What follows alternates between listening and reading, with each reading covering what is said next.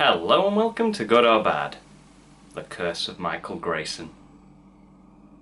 Nah, it's Halloween 6. Previously on Halloween, a psychic connection bonds Michael and Jamie together, but doesn't actually seem to have an impact on the story at all. So let's just forget about that. Then a man dressed in black with the same tattoo as Michael busted him out of jail. So Halloween 5 left us with a lot of questions. Who was the man in black? What was up with that psychic link with Jamie? And that tattoo, how did he get it? Where did it come from? What does it all mean? Luckily, Halloween 6 answers some of those questions. Halloween 6, The Curse of Michael Myers, was released in 1995 and was directed by Joe Chappelle. And this movie was Donald Pleasence's last appearance as Dr. Sam Loomis, as he died the year the movie was released. May he rest in peace. This movie is infamous for the difficulties it faced behind the scenes. When they finished making Halloween 6, they screened it to a test audience, and it didn't go over all too well. That version of the movie is known as the producer's cut. Then we have the re-edited and in parts reshot version, which became the theatrical release. So if the producer's cut is so bad that it required such extensive modifications to meet a theatrical release, the theatrical cut must be better, right? Well, I guess we'll find out. Since the theatrical cut is what most people saw first, I will focus on that to begin with, and talk about the producer's cut later in the video. But I will probably mention some of the smaller stuff they changed or took out from the original cut as I go on, but all major differences at the end. The movie opens with a 15-year-old Jamie played by obviously older than 15, J.C. Brandy. So why is Jamie strapped to a gurney screaming? Well, she is having a baby. At the age of 15. Thanks, movie. And you may also notice that this doesn't look like a hospital, which is because it's the place the man in black from Halloween 5 works. So at the end of Halloween 5, he abducted Jamie as well as breaking Michael out of the police station. And the movie later confirms this by saying Jamie was believed to have died alongside Michael Myers 6 years ago in the police station massacre. So if she has been kidnapped and held against her will for the last 6 years, this impregnation, for fuck's sake, movie, wouldn't have been willing. So this movie opens by casually letting us know this 15-year-old girl has been raped and they are now stealing her baby. This is already my least favourite Halloween movie, and this is the theatrical cut, which was supposed to be better. We hear a monologue by Paul Rudd who plays grown-up Tommy Doyle from the first movie, which basically says Michael is evil. Then apparently there's at least one person in this place with a heart, as a nurse helps Jamie and her baby escape, only to get killed by Michael Myers for her trouble. So this cult kept Michael in the same place as Jamie for the last 6 years. How did they manage to stop him from killing her? Did they keep him in a cell or something? Well, the theatrical cut is a little vague on this. We never really know. Michael does work with the cult, but he seems to have an uneasy relationship with them. Whereas in the original version of the movie, Michael is a full-blown Bond villain henchman, which sucks because Michael is no one's lackey. So the fact that the theatrical cut toned down the employee vibe is an improvement. Anyway, while on the run from Michael, she makes a pit stop to call into a radio show that just so happens to be discussing, well, not so much discussing, but rather bitching about Michael Myers. Yeah, because if I'm being chased by a mass murderer, I'd definitely do that. But she does it in the hopes that Loomis is listening in. But come on, this talk show is drivel.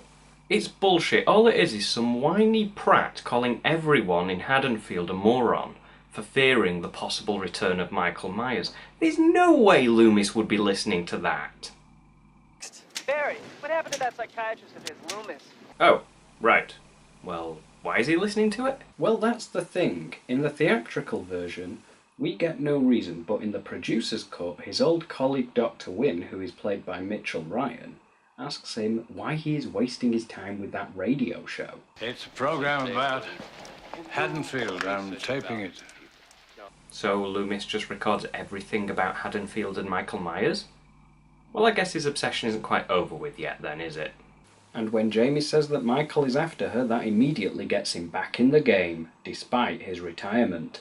Which the movie goes out of its way to point out. Not dead. Just very much retired. Score for bad writing. I'd also like to add that in the producer's cut we see Loomis pulling out his old revolver just after he hears that Michael might be back. And I think it's a nice addition. It demonstrates his continued paranoia and commitment in trying to stop Michael, and I don't know why they took it out for the theatrical cut. Loomis isn't the only character from Halloween's past listening in. Tommy Doyle also tuned in for the show, who since his encounter with Michael all those years ago has become obsessed with him. Since Jamie didn't have long before Michael caught up to her, she did a clever thing. She stashed her baby away and lured Michael away from him. And Michael, being none the wiser, thought the baby was with her, so he pursued. And he does catch up to her, and her death is brutal. He impales her on a machine, and just when you think that's it, he turns it on and it starts churning up her guts. It really is a well-shot death scene. Because Loomis now believes Michael is back, he and Dr. Wynne go to Smith's Grove to go over all the records of their former patient. Here is another small difference, but it does hold quite a bit of significance into what state of mind Loomis has been in for the last few years. In the theatrical cut, it is shown that while Loomis still keeps his ear to the ground for news on Haddonfield, he is mostly at peace, whereas in the producer's cut, Loomis tells him he always knew that Michael wasn't gone. Michael Myers is my business. It's been quiet here for 6 years, and that's the way it's gonna stay. And the last thing I need now is you going around spouting off ghost stories. I suppose it was a ghost that did all this. It was a ghost talking on the radio last night, and that's a ghost being carried out here right now. And that is the Loomis we know from the previous films, so point for the producer's cut. But yes, while demanding to see the records again, he and Wynne are told that the body of Jamie Lloyd was just found. And as saddening as that news is, it does ease Loomis a little, because now Michael has accomplished his mission. He has finally killed the last of his relatives, so maybe he will stop killing now. But little does Loomis know that Michael has a little more to kill for than he thought. Meanwhile, Tommy is repeatedly going over Jamie's call into that radio show, and he listens to the background noise and identifies a probable location, so he goes there and finds the baby. And maybe Paul Rudd should have played the world's greatest detective instead of Ant-Man. He then takes the baby to a hospital where he pisses off the staff almost immediately, but before he has to run from the security, he finds Loomis, who was there waiting for the autopsy report on Jamie.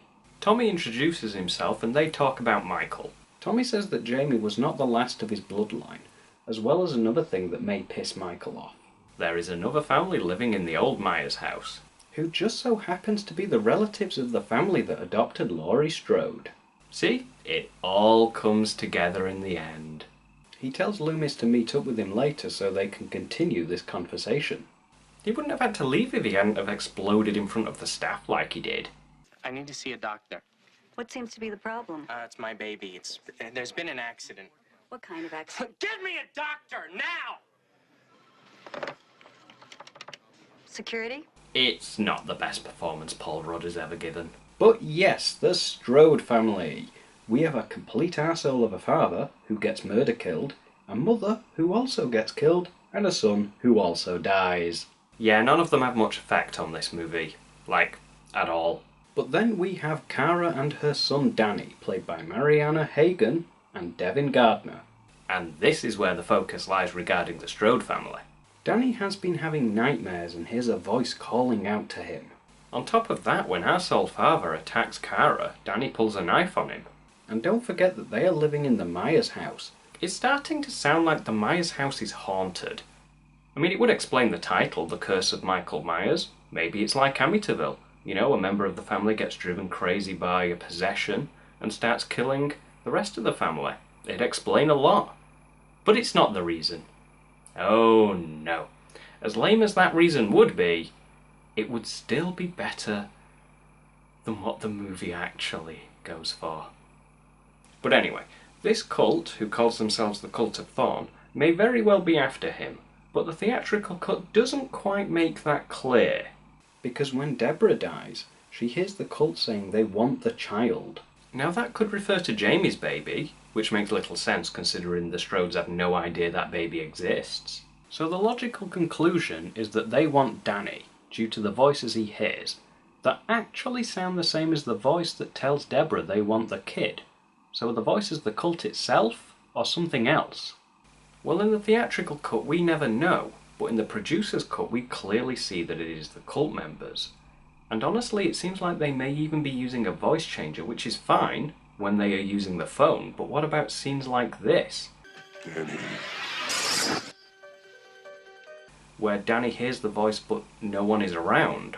Are the cult members just hiding in a cupboard or something? Kara gets home and finds Tommy waiting there with Danny. After a little bit of "what the hell are you doing in my house?" they start to talk about Michael Myers and Tommy's theory about who is protecting him, which is all to do with the tattoo Michael has on his arm, which Tommy Doyle shouldn't really know about, but apparently he does. The thorn symbol represents a demon that brought sickness and death to thousands. According to Celtic legend, one child from each tribe was chosen to be inflicted with the curse of thorn, to offer the blood sacrifices of its next of kin on the night of Samhain. Halloween. The sacrifice of one family meant sparing the lives of an entire tribe. So there we have it. The reason Michael Myers needs to kill his family. His curse. The curse of Thorn. This cult placed this curse on Michael when he was 6 years old, so that he would kill his family and I guess spare the others? But he said one family from each tribe, and obviously a modern day translation would be needed, but what would constitute a tribe? A town? A state? The country? The entire planet? Because by this logic, wouldn't there be others besides Michael killing their family to spare the rest of their tribe? Well, I guess it is only his theory, but it seems to be what the movie is going with. How he put all this together, God knows. I reiterate, world's greatest detective. The thorn symbol is actually a constellation of stars that appears from time to time on Halloween night. Whenever it appears, he appears. Coincidence? I think not! Sorry, I had to. Why do we have to have reasons for everything, though? Can't he just be a killer because he is a killer and murdering his family is his thing? But I suppose, at the very least, it is imaginative. Completely crazy and makes no sense, but imaginative. So this cult wants Jamie's baby back so Michael can make the final sacrifice. But if all this cult needs is for Michael to kill the rest of his family, why didn't they just let Michael kill Jamie when they broke him out of jail 6 years ago? Well, he was drugged up to hell with all those tranks Loomis fired into him, so maybe he didn't have it in him. And Tommy said Michael only ever attacked when the Thorn constellation was right, and if the first time it's been right since Halloween 5 is 1995, which is when 6 is set, it makes sense that they had to wait until now. However, while that may be true, even if Michael was unable to finish Jamie off back at the end of Halloween 5, why couldn't the Man in Black? Granted, you could argue that it has to be Michael that makes the sacrifice, but think back all those years to the 15-year stint Michael was doing in Smith's Grove. His parents died during a car crash, so if that counted then, why doesn't Jamie being shot in the face with a machine gun count now? And they say this curse is there to spare the rest of the people from death and sickness, but they selected the Myers family as the sacrifice over 30 years ago, and still the sacrifice hasn't been completed. So what is taking all this death and sickness so long? Or are we just going to go with the state of the world on this one? You know, every single person who's died or gotten sick since 1963 is because Michael hadn't killed all of his family yet? As for the cult's whereabouts before Halloween 5, I can buy that we only saw this cult intervening in 5, because Michael was doing such a piss-poor job on his own, he needed the help. But they're doing an even worse job! They are creating additional relatives! Unless Jamie hadn't been kidnapped that night.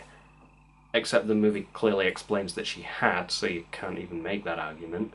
Loomis gets Jamie's autopsy results, which indicated that she had recently given birth. And having seen Tommy with a baby, he puts 2 and 2 together. And Tommy goes to meet up with Loomis, but when they get back to Tommy's place, the baby has disappeared. Kara was looking after the baby as well as Danny, but she got distracted and Danny slipped out. The voices willed Danny to go home, and because Michael was in there, Kara had to go and save him. She did manage to save him, but while she was out doing that, the Cult of Thorn kidnapped the baby. But never mind that, because we get a stunning revelation.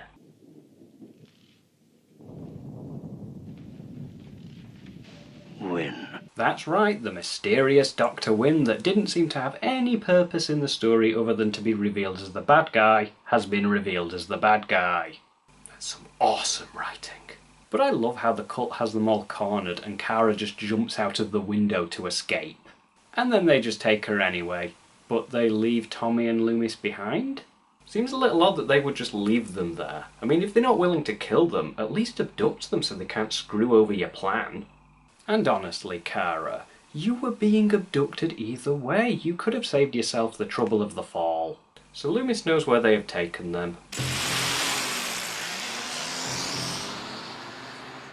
Oh, the irony!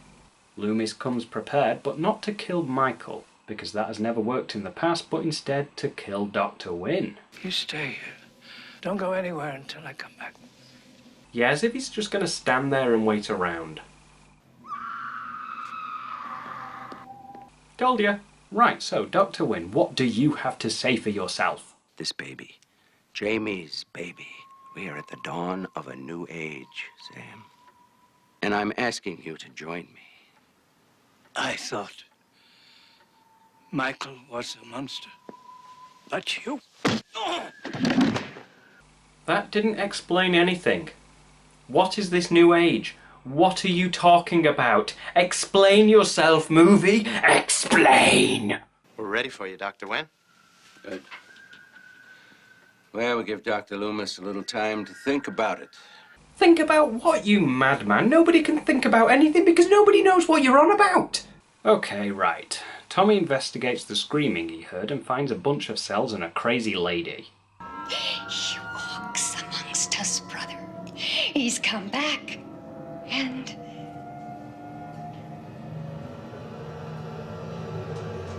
he's very angry. Can somebody just, please, help me out here? Please. What is going on? What is happening in this movie? Please, somebody explain. Anyone. I don't care who, just explain. It doesn't have to be right, it just has to make sense.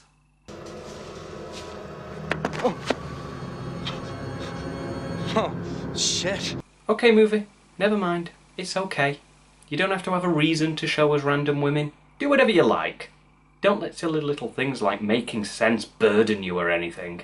Okay, no, to be fair, from what we see here, it's likely she is another mother to another sacrificed baby, which could relate to what I was saying earlier, that there are other sacrifices to spare other tribes, but it doesn't really help explain much more than that, and even that is me grasping at straws.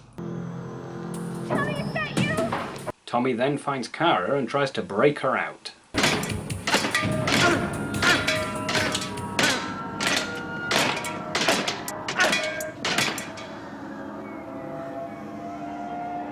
Awkward.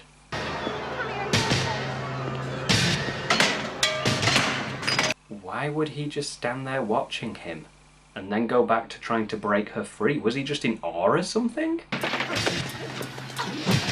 Well, naturally. It's not an escape unless it's close. The cult seems to be prepping for some kind of surgery, not sure why, as nothing in this movie is ever properly explained.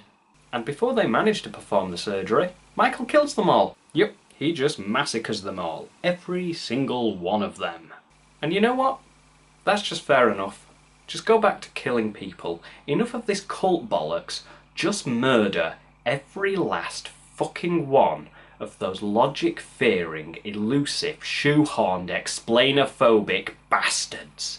And since they used that moment to grab the baby and Danny, Michael is now chasing them. Wait. What does that mean? A baby created in a lab?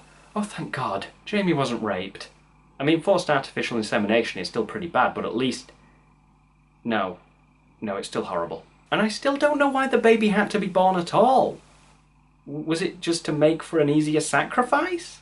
Anyway, slowly but surely they beat the shit out of Michael, then Loomis helps them escape. I guess he was just lying unconscious for most of the ending. Meanwhile, Tommy goes to town beating the hell out of Michael, who for some reason bleeds a yellowy-brown substance. Yellowy-brown substances are never good. Come with us. No, I have a little business to attend to here.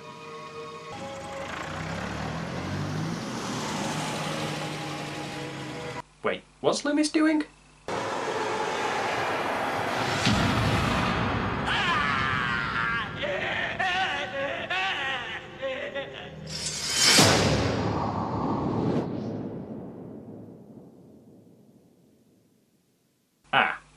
Right, so Michael finally killed Loomis. Or at least I'm guessing that's what happened. But I don't know why Michael would take off his mask to do that, and apparently clean his blood off it as well. In a perfect world, this movie would never have been made. No. Ideally, the ending would have been Loomis goes with Tommy and Kara, and Michael is just dead. That's it, done with. I'd have been happy with that ending, but I understand why they had to do it this way. As I said earlier, Donald Pleasance died before being able to do any reshoots for what would become the theatrical cut. And the ending of the movie was originally very different, so because they had a limited amount of scenes with Loomis, they had to work in a new ending with those scenes. And you may be wondering, why not just use the original ending? Well, I will tell you why in a moment, and you will understand. It's bad. It's very bad.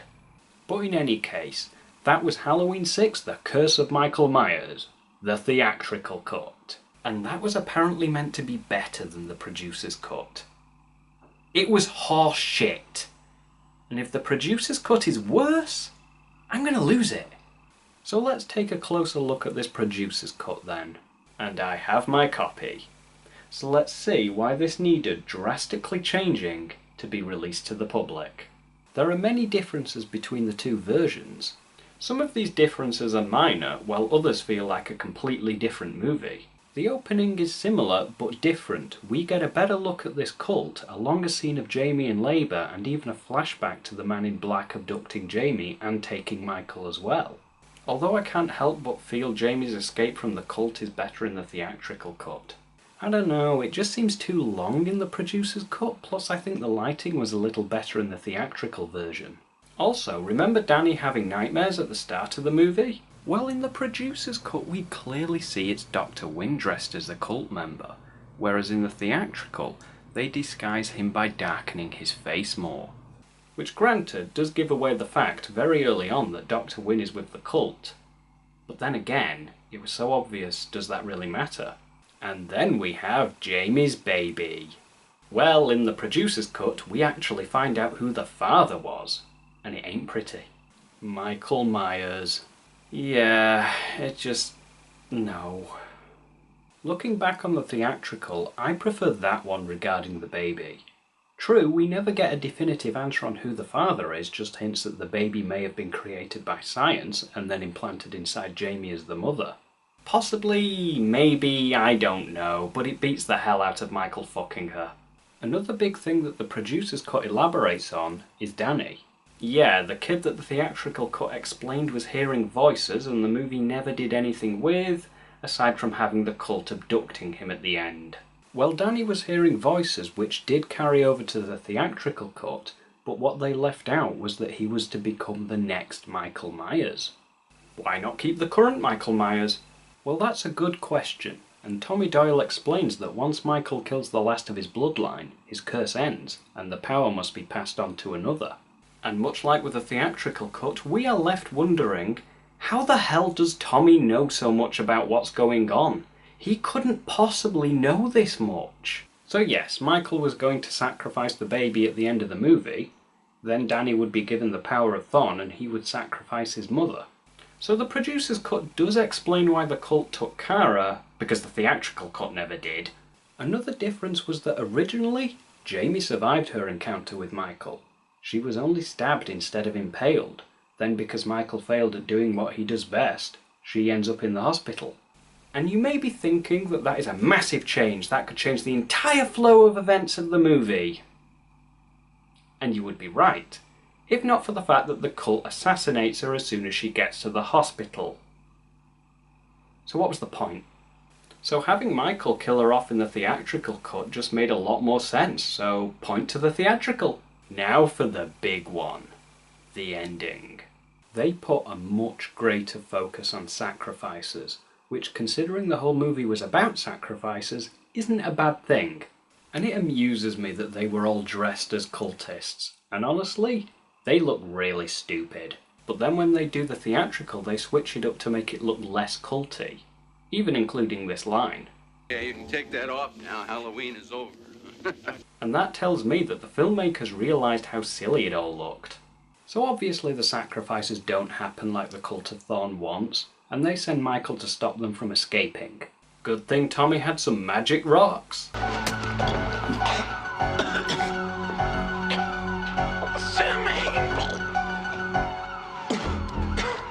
Yeah, so apparently these rocks counter the power of Thorn, which enable them to trap Michael and escape. Tommy, where is he? It worked. Power of the runes stopped him. Yeah, I think I can see why they changed this. In the theatrical cut, we get this, whereas in the producer's cut, we got this. Theatrical. Producers. Theatrical. Producers. Theatrical. Producers. Theatrical. Magic rocks. Mass slaughter. You decide which is better. And you know how I mentioned earlier that the producer's cut had Michael as more of a lackey than the theatrical? Well, they went as far as changing the opening monologue to assert that they had learnt their lesson.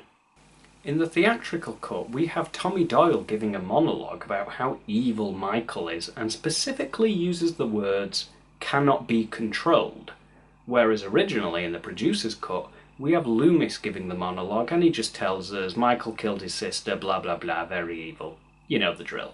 And while I do find the fact that they needed to point out that Michael wasn't completely their bitch in this version absolutely hilarious, I do prefer Loomis's monologue. I think the reason I prefer Loomis to give the opening monologue is because he is a Halloween veteran. We hear his voice and think, yeah, that's Halloween.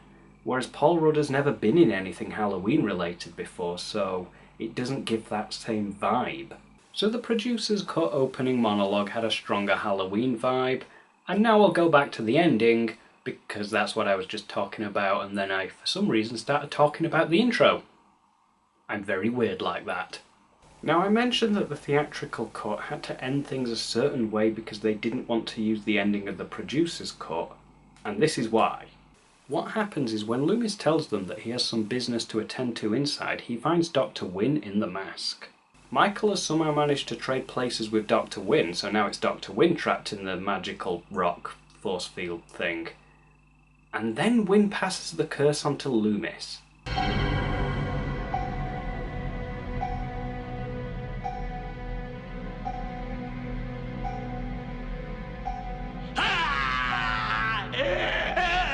So now Loomis is the new Michael Myers. We also see Michael making his escape dressed as the Man in Black, while Loomis screams due to what is now his curse. Does this mean Loomis will now start hunting down his relatives? Does Loomis even have any relatives?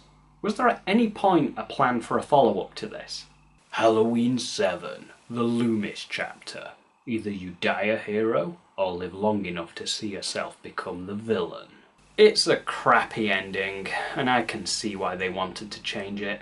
They wanted to change it so desperately they killed Loomis off in such a badly filmed way. That tells us how bad this ending was. It doesn't help that it makes no sense. I mean, why pass it on to Loomis? Did Michael pass it on to Wynn? How did he pass it on? The sacrifice hadn't been completed. Did the magical rocks pass it on? Who cares? It's all just shit. So all in all, which is the superior version of this movie? To answer that, we have to ask ourselves a question. Which is the bigger crime? Having a really shit idea, but explaining that shit idea, or realising your idea is so shit, so you explain it even less, and trying to cover that up with some awesome kill scenes? It's not an easy one, it definitely isn't. But I'd have to say the producer's cut is actually the better version of the film, even with that mind-blowingly bad ending. And I say that because it makes more sense. I watched the theatrical cut of the film first, and while I did enjoy a lot of the scenes they added, I walked away with a lot of questions. Questions that the producer's cut then answered, for the most part. So my recommendation is don't watch either. But if you do, watch the theatrical cut first for the thrills, then the producer's cut for the answers. Hell, who knows, maybe one day we'll get Halloween 6, the definitive edition, that includes all of the answers without that ending. And maybe leave out Michael being the father as well, because that's just wrong. So there we have it. The superior version of a shitty movie. If only they left the explanations in the theatrical release. So to wrap this up, it's the absolute worst Halloween movie. But on the bright side, the kills were pretty good, if not overly insane at times. And can I just say that neither version of the film explained the tattoo very well. They both claim that he got this tattoo when he was 6 years old, when he was chosen for the curse. But no one in the first movie mentions the fact that he magically got a tattoo when he was 6 years old. Out of nowhere. No one mentions it. Doesn't seem very believable, does it? And another thing I just want to add is how much filler this film has stuffed into it. Like most of the Strode family serve no purpose, and this guy. Oh my god, this guy. All he does in this movie is nothing. He uses the town's history with Michael Myers to boost his ratings, and other than Jamie calling into the show at the start of the film, he has no relevance to the plot at all. This guy never needed a physical appearance in the movie. They could have just had him as a radio show and just used it for the start. But no, he comes to Haddonfield for like 3 seconds and then gets killed by Michael because he got into the wrong van. And that's in both versions of the film. But anyway, back to wrapping things up. Got a little distracted there. The soundtrack is fairly decent, making good use of John Carpenter's Halloween theme, but I am not a big fan of the chase music in one of the theatrical scenes. Help me, please! Help me! I just don't think it fits. As for the acting, it's the wonkiest I have ever seen in a Halloween movie. Donald Pleasance is back, and of course he does a good job as usual. George P. Wilbur returned as Michael Myers after playing him in Halloween 4, which funnily enough I remember not liking him that much in that one. But in 6, he's really good as Michael Myers. He gets the movement down perfectly. Although I swear Michael is getting chunkier in each movie. And Paul Rudd as Tommy Doyle was not good at all. I don't know whether it was his early acting ability or bad writing. I'm leaning more towards the writing because of some of the dialogue choices, but either way, his performance just feels forced, and at times rigid. I get he was supposed to be a bit weird since Halloween 1 screwed him up as a kid, but still. And I love Paul Rudd. He's great in a lot of later movies, but here in Halloween 6, it is just a bad performance. But bad directing and poor writing didn't help either. So all in all, I just have to say, I think Don Shanks from Halloween 5 was right. The Man in Black should have been Michael's brother, because it would have been better than this shit. You have been watching Good or Bad, and I'll see you next time.